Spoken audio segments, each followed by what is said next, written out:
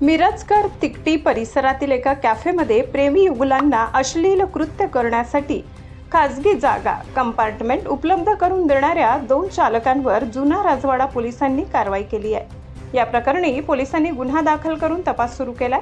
मिळालेल्या माहितीनुसार मिरजकर तिकटी हे बिनखांबी गणेश मंदिर रोडवरील ओशो हॉटेल शेजारी असलेल्या कॅफे विंग्ज शांती अपार्टमेंटमध्ये ही कारवाई करण्यात आली। निर्भया पथकाने या ठिकाणी छापा टाकला। यावेळी कॅफेमध्ये प्रेमी युगुलांना बसवण्यासाठी पडदे लावून प्रायव्हेट केबिन तयार केल्याचे पोलिसांना आढळून आले। या प्रकरणी पोलिसांनी आकाश दादू कोरवी, संकेत राजेंद्र ढाले या 2 कॅफे चालकांवर गुन्हा दाखल केलाय।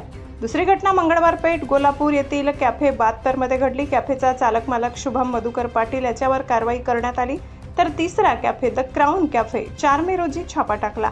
तपासादरम्यान असे दिसून आले की हा व्यवसाय बेकायदेशीररित्या आणि कोणत्याही अधिकृत परवान्याशिवाय सुरू होता। या प्रकरणी रतन राजाराम पाल, अमरसिंह कामते या दोघांविरुद्ध गुन्हा नोंदविण्यात आलाय। अधिक तपास पोलीस करीत आहेत।